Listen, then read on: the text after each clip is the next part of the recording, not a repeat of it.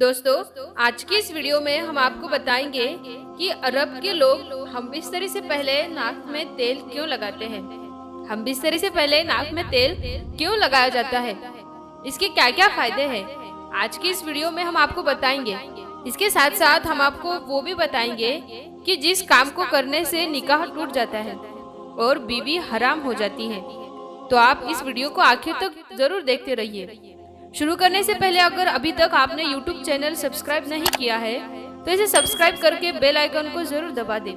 तो चलिए वीडियो शुरू करते हैं। प्यारे दोस्तों, मुसलमान होने के नाते शरीयत में जिन कामों से मना किया है उन कामों से अपने आप को दूर रखना चाहिए।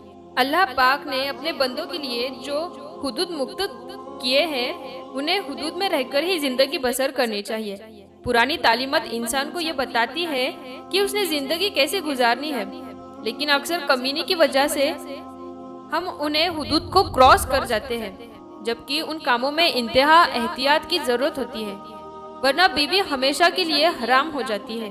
दोस्तों, इसमें सबसे पहले जो बात है वो मजहब के हवाले से है। अगर मियाँ बीवी में से कोई एक शख्स भी ना औजुबिल्ला इस्लाम को छोड़कर कोई दूसरा मजहब इख्तियार कर ले तो उनके निकाह का रिश्ता खत्म हो जाएगा, और अगर इसके बाद वो एक दूसरे के साथ रहेंगे तो ये एक हराम काम होगा। दोस्तों, आपने देखा होगा कि मर्द हजरात अक्सर जब बाहर मुल्क में जाते हैं तो किसी गैर मुस्लिम लड़की से शादी कर लेते हैं और इसके बाद उनके बच्चे भी हो जाते हैं। फिर बाद में पता चलता है लड़की ने तो इस्लाम कबूल किया ही नहीं है, लड़की अपने मजहब पर कायम है और लड़का मुसलमान है। पर दोस्तों, इस्लाम में इस तरह की शादी की इजाजत नहीं है और ये एक हराम काम है। अगर कोई इंसान इस तरह की शादी करता है तो उसकी बीवी उसके लिए हराम हो जाती है। इस्लाम में शादी के लिए मर्दों को और औरतों को मुसलमान होना पहली शर्त है। पर दोस्तों, इसके अलावा रिश्तों के हवाले से हम बात करें तो हम बताते चले कि बेटी जब 9 साल की हो जाए तो वो अपने बाप के साथ हरगिज ना सोए। ये सही हुक्म है, इसकी पाबंदी बहुत जरूरी है। शरीयत में ये काम इसलिए ना किए हैं, अगर ये काम की पासदारी ना की जाए तो उनका नतीजा बड़ा खतरनाक निकलता है। बाप बेटी का रिश्ता बड़ा पाकीज़ा और नाजुक होता है। बेटी अल्लाह पाक की बहुत बड़ी नेमत है।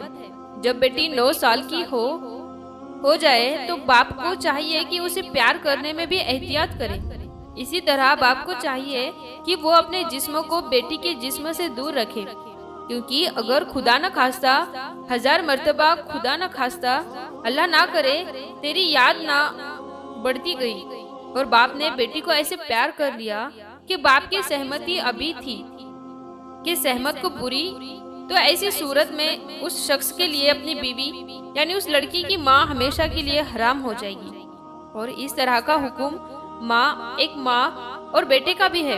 इसलिए हमारे प्यारे बहनों से भी ये गुजारिश है कि वो अपने बेटों से प्यार करने में एहतियात से काम लें। वैसे तो ये रिश्ता बहुत ही ज्यादा पाकीज़ा होते हैं और इसमें इस तरह के गुनाह की कोई गुंजाइश भी नहीं होती, लेकिन अगर शरीयत में हमें इस काम से रोका है तो हमारे ऊपर लाजिम है कि इसमें एहतियात करें। दोस्तों, इसी तरह से ससुर और बहू का भी रिश्ता है जिसमें बहुत ज्यादा एहतियात बरतने की जरूरत है। ससुर के लिए ये हुक्म है कि वो बहू को अपनी बेटी समझे और उसे बेटी का दर्जा दे। इसी तरह बाद घरों में किसी मजबूरी के तहत ससुर और बहू घर में अकेले होते हैं, उनमें अगर अल्लाह ना करे कोई ऐसी सूरत ना पैदा हो क्योंकि उनको शहावत की नियत से करीब कर दे, तो उस सूरत में भी बीवी अपने शोहर के लिए हराम हो जाएगी। तो दोस्तों, ये बात तो हो गई कि बीवी शोहर के लिए कब हराम हो जाती है, यानी वो कौन से काम से जो निकाह को खत्म कर देते हैं। आइए अब हम आपको बताते हैं अरब में रहने वाले लोग हम बिस्तरी से पहले नाफ में तेल क्यों लगाते हैं।